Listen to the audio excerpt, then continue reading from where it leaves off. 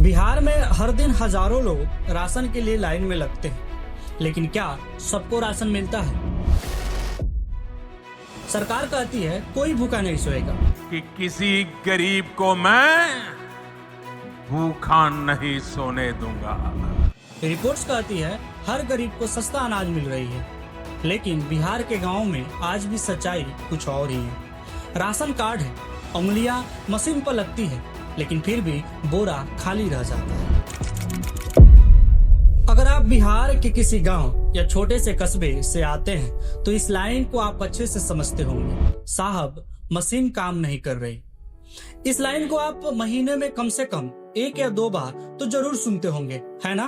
कभी नेटवर्क नहीं होता, कभी अंगूठा नहीं मिलता, और तो कभी सीधे मुंह पर कह दिया जाता है कि साहब राशन खत्म हो गया। लेकिन आपको पता है, रिकॉर्ड में दिखाया जाता है कि राशन ले लिया गया। पीडीएस, पब्लिक डिस्ट्रीब्यूशन सिस्टम, यानी सार्वजनिक वितरण प्रणाली, यह वह सिस्टम है जो हर गरीब को, हर मजदूर को और किसान को भूख से बचने का वादा करता है। लेकिन आज इसी सिस्टम में भूख नहीं बच रही, सिस्टम खुद भूख खा रहा है। बिहार जैसा राज्य जहां 50 लाख से ज्यादा परिवार गरीबी रेखा के नीचे रहते हैं, वहां हर महीने करोड़ों का राशन या तो गोदामों में सड़ जाता है या फिर कागजों में बढ़ जाता है, और जो इसके असली हकदार हैं वो थाली खाली लेकर लौट आते हैं। इस वीडियो में हम जानेंगे बिहार पीडीएस सिस्टम की पूरी हकीकत, इसकी शुरुआत कब हुई, कैसे काम करता है, केंद्र और राज्य सरकार की क्या भूमिका है, और सबसे बड़ा सवाल, क्या यह सिस्टम गरीबों के लिए बना है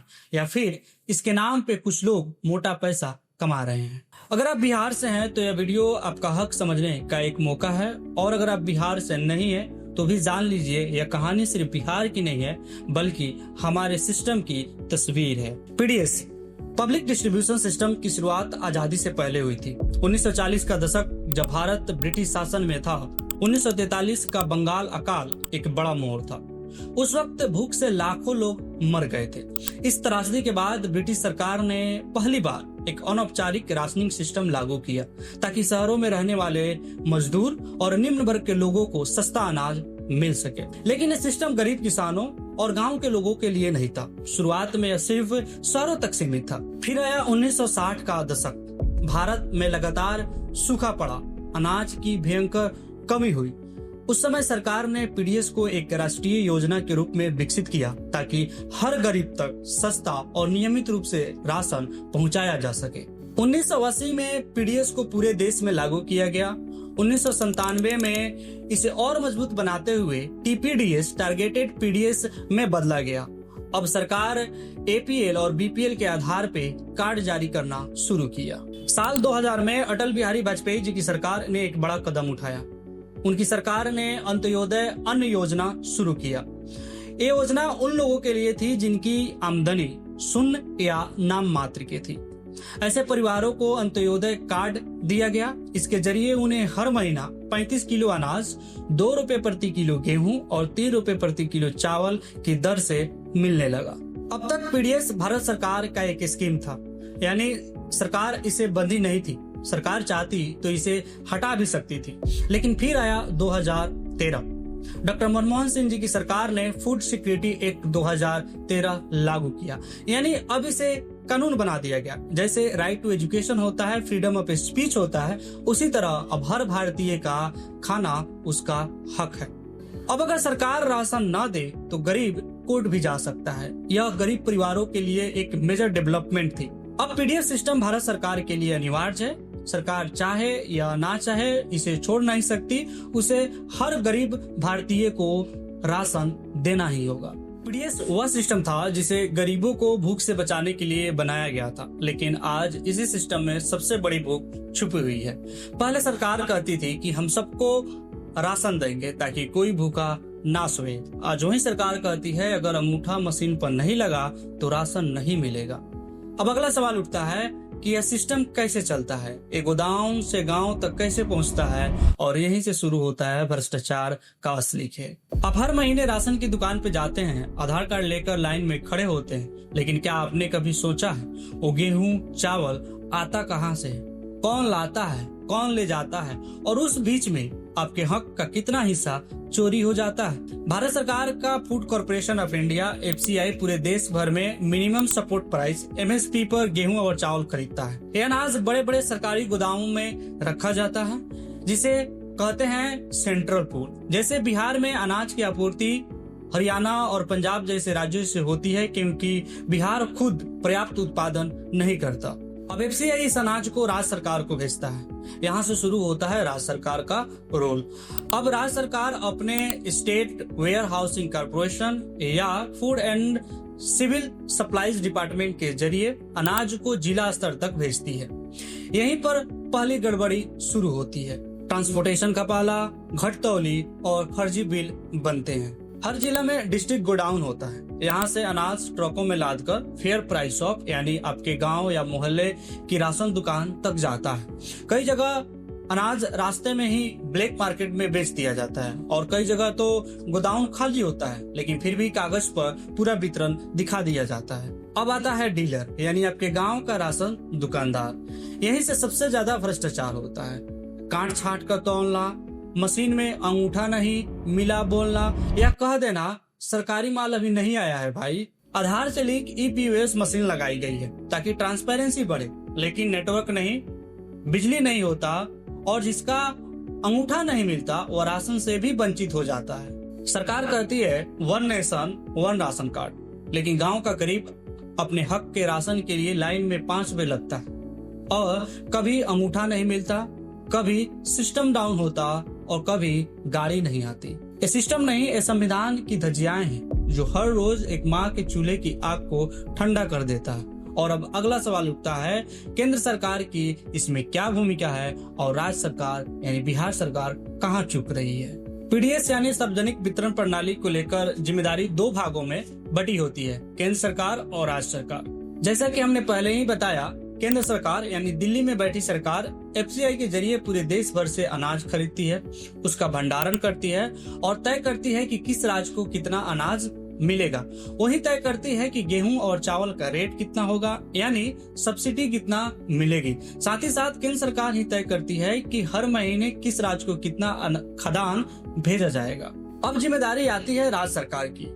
जैसे बिहार सरकार, उसे यह अनाज अपने भंडार गृहों में लाना होता है, वितरण की व्यवस्था करना होता है, राशन कार्ड जारी करना होता है, डीलरों का चयन करना होता है और उसे यह देखना होता है कि राशन सही व्यक्ति तक पहुंचे। अब दिक्कत यहीं से शुरू होती है। दिल्ली सरकार कहती है हमने राशन भेज दिया, बिहार सरकार कहती है हमने राशन बांट दिया और गांव का गरीब कहता है भैया हमारे तक तो कुछ पहुंचा ही नहीं।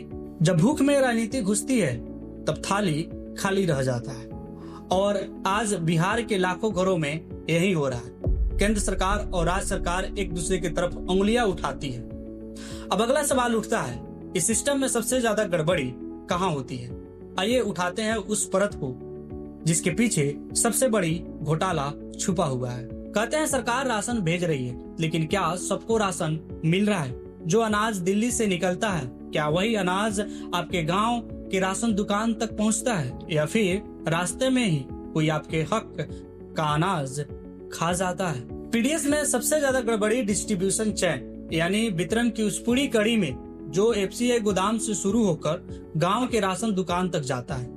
इस चैन में हर जगह भ्रष्टाचार की परतें जम चुकी है। कई रिपोर्ट सामने आया है कि FCI गोदामों से बढ़िया क्वालिटी का राशन कागजों पर भेजा जाता है, लेकिन हकीकत में गांवों में राशन दुकानों तक घटिया क्वालिटी का अनाज पहुंचता है और यह सबसे बड़ी समस्या बनते जा रही है। कई बार लोगों को इतना खराब अनाज मिलता है कि उसमें कीड़े, धूल या पत्थर होते हैं जो खाने लायक नहीं होते। प्रभात खबर के एक न्यूज आर्टिकल के अनुसार अंत्योदय योजना के तहत मिलने वाले 35 किलोग्राम राशन में भारी कटौती हो रही है। डीलर केवल 25 किलोग्राम राशन देते हैं, लेकिन वास्तविक तौल 20 किलोग्राम ही होती है।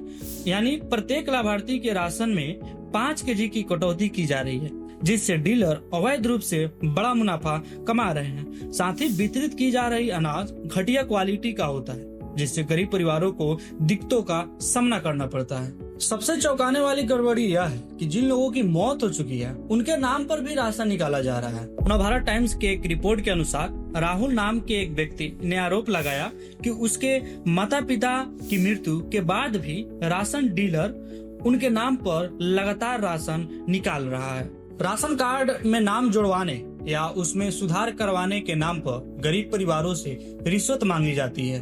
प्रभात खबर के एक न्यूज आर्टिकल के अनुसार राशन कार्ड में सुधार के नाम पर गरीबों से 700 से 1000 रुपए तक की रिश्वत मांगी जा रही है और कई बार शिकायत करने पर भी अधिकारी ध्यान नहीं देते। कई बार डीलर और गोदाम कर्मचारी मिलकर गोदाम से कम राशन भेजते हैं। ईटीवी नवभारत न्यूज आर्टिकल के अनुसार मोतिहारी में एसडीओ की जांच में पीडीएस गोदामों में निर्धारित मात्रा से कम अनाज भेजने का खुलासा हुआ। बिहार सरकार ने दावा किया कि अब पीडीएस सप्लाई सिस्टम चुस्त दुरुस्त है ताकि उपभोक्ताओं को सही समय पर और सही मात्रा में राशन मिले, लेकिन नवभारत टाइम्स की एक रिपोर्ट के अनुसार सीतामढ़ी में सरकारी खदान में एजीएम द्वारा हजारों क्विंटल गेहूं और चावल गबन करने और एक डीलर द्वारा 33,098 किलो गेहूं और चावल गबन करने का मामला सामने आया है। मीडिया रिपोर्ट्स के साथ साथ कई रिसर्च भी बिहार पीडीएस सिस्टम की असली तस्वीर दिखाती है। डार इटल 2018 की एक स्टडी के अनुसार बिहार के 67% परिवारों ने बताया कि उन्हें समय पर राशन नहीं मिलता और औसतन हर परिवार को 2.5 किलो राशन कम मिलता है, यानी जो हक का अनाज है वह भी पूरा नहीं पहुंचता। यह आंकड़े दिखाते हैं कि सिर्फ कागज में नहीं बल्कि असल जिंदगी में भी बिहार के हजारों परिवारों को भूख और राशन की कमी झेलनी पड़ती है।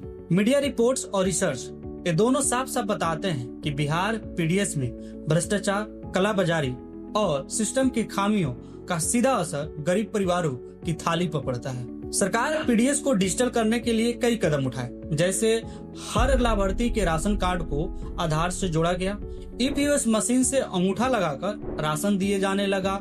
लेकिन बिहार के दूर दराज इलाकों में कई जगह नेटवर्क न होने की वजह से मशीन काम नहीं करता। आधार नंबर सही होते हुए भी अंगूठा नहीं मिलता, नतीजा राशन नहीं मिलता। कई डीलर मशीन में गलत एंट्री कर देते हैं या फिंगरप्रिंट लेकर पूरा राशन नहीं देते हैं। बहुत से गरीब परिवारों जिनके पास आधार नहीं है या दस्तावेज अधूरे हैं, वह इस सिस्टम से बाहर हो जाते हैं।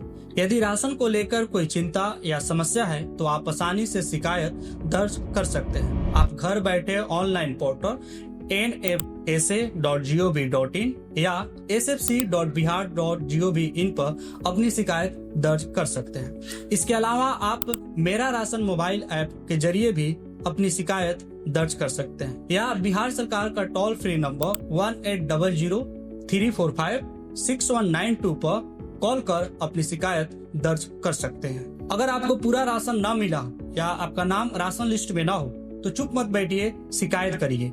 सरकार ने ऑनलाइन पोर्टल और टोल फ्री नंबर दिए हैं, कॉल करिए और अपनी बात कहिए। अगर आपको यह वीडियो अच्छा लगा हो तो इस वीडियो को ज्यादा से ज्यादा शेयर करिए ताकि हर गरीब का बात सरकार तक पहुंच सके। अंत तक वीडियो पे बने रहने के लिए आप सभी का बहुत बहुत धन्यवाद।